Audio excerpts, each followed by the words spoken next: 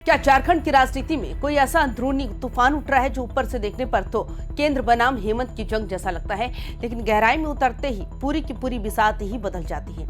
क्या जिस खनिज संशोधन विधेयक को लेकर मुख्यमंत्री हेमंत सोरेन दिल्ली की हुकूमत से सीधे भिड़ंत के मूड में है, उसी मुद्दे पर अब एनडीए के अपने ही साथी भी अंदर से असहज होने लगे हैं। आखिर अचानक ऐसा क्या मोड़ आ गया कि मुख्यमंत्री हेमंत सोरेन एनडीए के सबसे अहम सहयोगी सुदेश महतो और अपनी अलग राह बनाने वाले जयराम महतो तीनों की आवाजें अलग अलग मंचों से एक ही सुर में गूंजने लगी हैं। क्या 2026 का ये एमएमडीआर बिल झारखंड की सियासत में एक ऐसा महासमीकरण बनाने जा रहा है जिसकी आंच आने वाले कई सालों तक महसूस की जाएगी? और सबसे बड़ा सवाल, जब मामला राज्य के खजाने में आने वाले 7,000 करोड़ रुपए से भी ज्यादा के राजस्व का है, तो क्या दिल्ली के फैसलों पर राज्य की राजनीति एक साथ खड़े होकर कोई नया सियासी दांव चलने वाली है? नमस्कार, आप देख रहे हैं वाइबिन बिहार झारखंड। मैं हूं आपके साथ मुदिता त्रिपाठी। आज हम जिस मुद्दे पर बात करने जा रहे हैं वो सिर्फ कानून की किताबों में हुआ कोई बदलाव भर नहीं है। ये मुद्दा जुड़ा है झारखंड की माटी, यहाँ की खनिज संपदा और सीधे सीधे राज्य के खजाने से।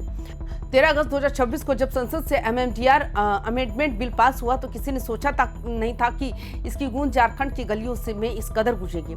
शुरुआत में लगा ये लड़ाई हमेशा की तरह झारखंड मुक्ति मोर्चा बनाम भारतीय जनता पार्टी की पारंपरिक जंग बनकर रह जाएगी। मुख्यमंत्री हेमंत सोरेन ने प्रधानमंत्री नरेंद्र मोदी को खत लिखकर बिल पर दोबारा विचार करने की मांग उठाई, लेकिन असली ट्विस्ट तब आया जब इस लड़ाई में एनडीए के अपने ही मजबूत स्तंभ यानी आजसू प्रमुख सुदेश कुमार महतो की एंट्री हो गई। एक तरफ मुख्यमंत्री हेमंत सोरेन है जो सीधे सीधे दिल्ली पर निशाना साध रहे हैं, उनका गणित बहुत साफ और ठोस आंकड़ों पर टिका है। हेमंत सोरेन का कहना है कि इस संशोधन के बाद राज्य सरकार का माइंडवेल बियरिंग लैंड सेस लगाने का अधिकार खतरे में पड़ सकता है, जिससे झारखंड को हर साल करीब 7,110 करोड़ रुपए के राजस्व का सीधा नुकसान होने की आशंका है। अब जरा सोचिए, 7,110 करोड़ रुपए सालाना, अगर इसे 5 साल के पैमाने पर देखें तो यह आंकड़ा लगभग 35,500 करोड़ रुपए के पार चला जाता है।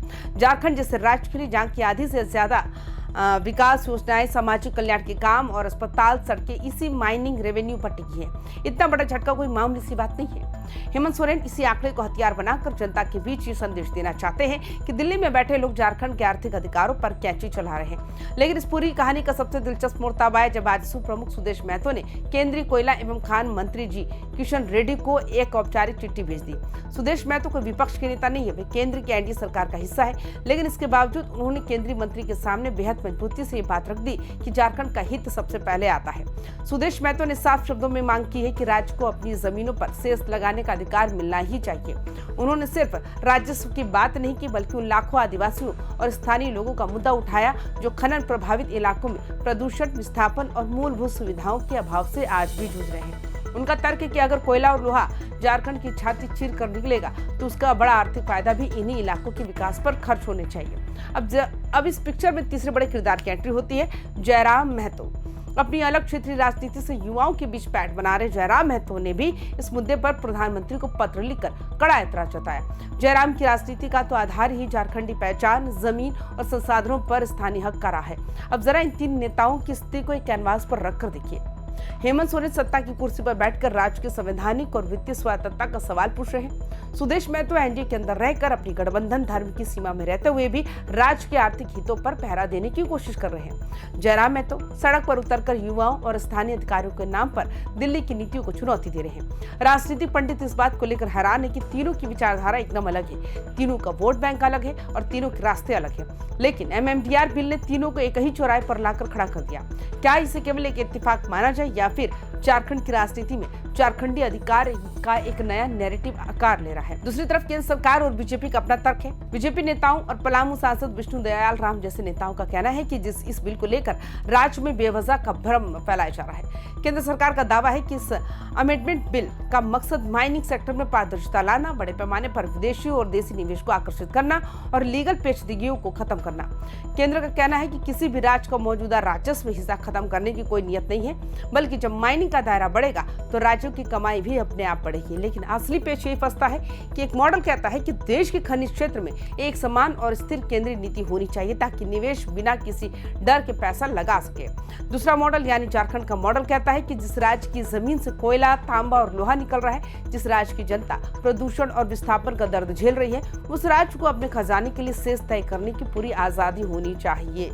याद रखिए, झारखंड देश का वो राज्य है जो पूरे भारत में कोयला भंडार में नंबर 1 है, लौ अयस्क यानी आयरन 1 में दूसरे नंबर पर है और तांबे के उत्पादन में तीसरे नंबर पर आता है। जब इतने समृद्ध राज्य की वित्तीय शक्तियों पर कोई फैसला दिल्ली से होता है तो उसका सियासी वाल आना जो है वो तय है। अब सबसे बड़ा सवाल यह है, क्या हेमंत सोरेन, सुदेश महतो और जयराम महतो का ये अलग अलग मंचों से उठा विरोध आगे चलकर केंद्र सरकार के खिलाफ किसी बड़े राजनीतिक दबाव में बदलेगा? भले इन तीनों नेताओं के बीच कोई औपचारिक गठबंधन ना हो, लेकिन जब जनता के बीच ये संदेश आएगा कि एनडीए के अपने साथी भी इस कानून से असहज है, तो बीजेपी के लिए इस मुद्दे पर अपनी बात समझाना बेहद चुनौतीपूर्ण हो जाएगा। अगर आने वाले दिनों में ये विवाद विधानसभा से लेकर खनन क्षेत्रों की सड़कों तक फैला है तो ये लड़ाई सिर्फ जेएमएम बनाम बीजेपी की नहीं रहेगी, ये लड़ाई बन जाएगी झारखंड का खनीज, झारखंड का अधिकार। आपको क्या लगता है, क्या केंद्र सरकार को एमएमडीआर बिल के इस प्रावधान पर दोबारा विचार करना चाहिए?